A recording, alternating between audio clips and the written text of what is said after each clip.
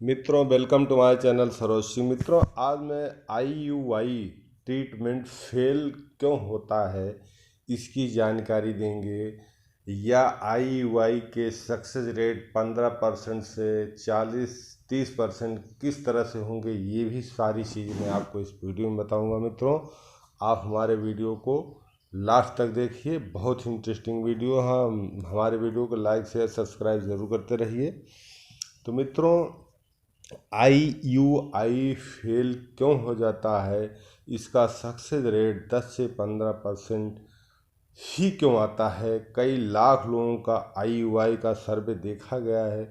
जो निराशा रिपोर्ट आती है तो कपल निराश हो जाते हैं। इसमें कपल और डॉक्टर दोनों रिजल्ट निगेटिव आते ही निराश हो जाते हैं।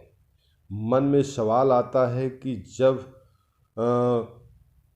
फॉलिकुलर अच्छा है, स्पर्म अच्छा है, स्पर्म की क्वालिटी अच्छी थी, IUI अच्छे से हो गया है, एग रैप्चर करने के इंजेक्शन दिए गए हैं, इसके बाद भी IUI फेल हो जाती है, तो इसके लिए हमें पहली बात तो माइक्रोस्कोपी स्तर पर जाकर देखें कि नेचुरल बॉडी में प्रेगनेंसी कैसे कंसीव होती है।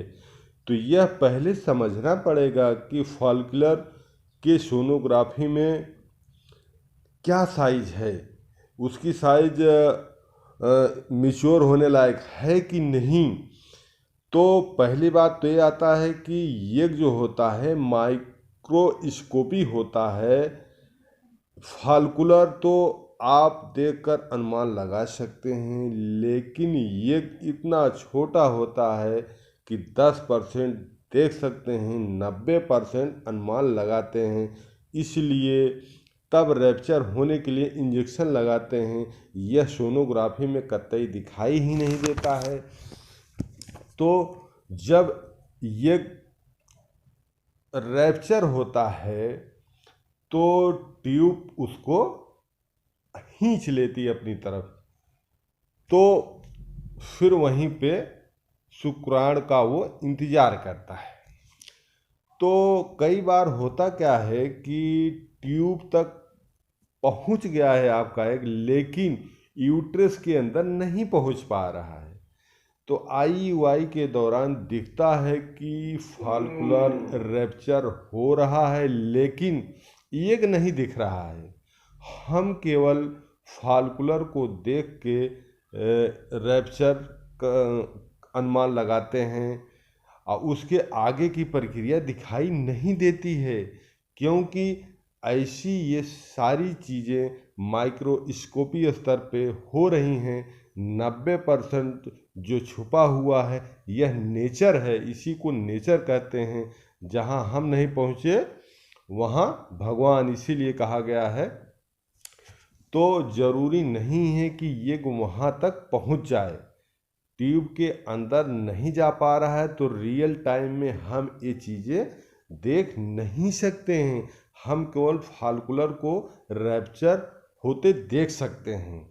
IUI में जब एक रैप्चर होने वाला हो, तब ये जरूरी नहीं कि वो एम्ब्रियो जो एक के अंदर है, एम्ब्रियो वो हेल्दी हो।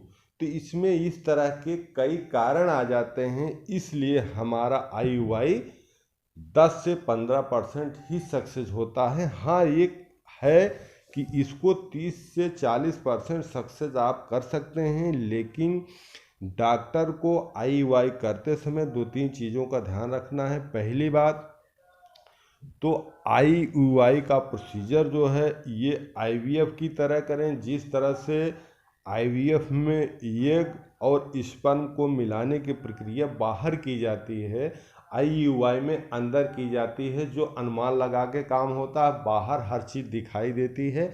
इसीलिए IVF का सक्सेस रेट 40 से 50% कहा जाता है। दूसरी बात, सीमेन की क्वालिटी जो है वो लैब में ही ली जाए, लैब के बाहर ना हो। लैब के बाहर का सीमन जो है 1-2 घंटे का गैप हो गया तो उसमें भी दिक्कत आ जाती है।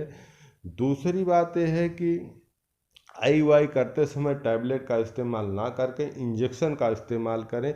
इस तरह से सक्सेस रेट इसका बढ़ सकता है। लेकिन जब IUI IVF की तरह करेंगे तो उसका पैसा ज़्यादा लगेगा, इसीलिए यह तरीका ना अपना के ये तरीका अपनाते हैं तब वो IVF हो गया। अगर इसका मिलन अंडे और स्पर्म का मिलन बाहर करें तो इसका सक्सेस रेट 30 से 40%, 100% आएगा। तो कोई दंपत्ति निराश ना हो, इसीलिए ये अनुमान लगा के IUI कराया जाता है।